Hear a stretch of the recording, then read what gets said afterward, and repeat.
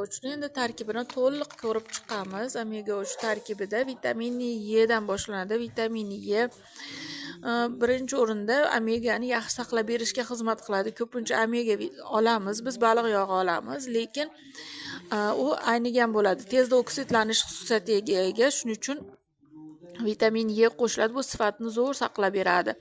Undan tashqari bolalarda o'sishiga, immunitet ko'tarilishiga xizmat qiladi. Vitamin E undan keyin vitamin A, retinol turibdi. Vitamin A bu ko'zlar uchun juda ham foydali.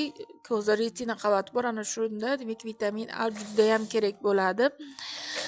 Vitamin A undan tashqari hattoki ichaklarda tiklanishiga, sochlarda yaxshi o'sishiga xizmat qilib beradi. Bilamiz, sabzi, qizil mahsulotlar, oranjli mahsulotlar yeganimizda sabzi ko'zga foydali deyishadi. Ana shu vitamin A si borligi uchun foydali bo'ladi. Buni tarkibiga demak vitamin A qo'shilgan. Bitta konfetchamizda 120 mikrogramm vitamin A si bor. Endi omega 3 da ikki xil shakli qo'shilgan.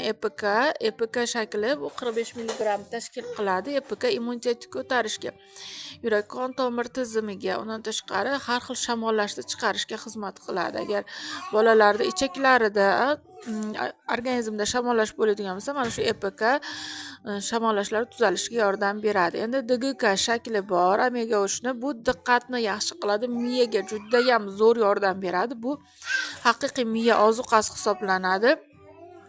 Demak 225 milligramm qo'shilgan. Kunlik norma aslida bolalarga 250 bo'lish kerak. Ovqatdan ham olganini hisobiga 225 milligramm qo'shilgan bitta konfet shaklida, demak 65% gacha oladi kunlik normani DGK ni, ya'ni aqliy rivojlanishda zo'r yordam beradi mana shu omega 3 konfetchamiz. Endi undan tashqari o'simliklarda omegasi qo'shilgan. Misol yong'oq yeymiz, yong'oqda bolalarda bilamiz omega bor, yong'oq ham miyaga foydali deymiz. Xuddi shunga o'xshab yong'oqdagi o'simliklardagi omega 3 ham qo'shilgan buni tarkibiga. Endi zeksantin turibdi. Zeksantin va lyutenin bu ko'zlar uchun juda ham kerakli. Ya'ni ko'zi to'r pardasini nurlardan himoya qilib beradi. Hozir bolalarimiz rosa ko'p telefon o'ynaydi, televizor ko'radi. Ularga shu lyutenin va zeksantin degan moddalar kerak. Buni ko'zlar uchun, ko'zlar salomatligi uchun aynan qo'shilgan. Bundan tashqari lyutenin va zeksantin antioksidant vazifani bajaradi, ya'ni immunitetni ko'taradi. Organizmdagi shamollashlarda va oksidli nimalarda hujayralar chiqib ketishiga yordam beradi.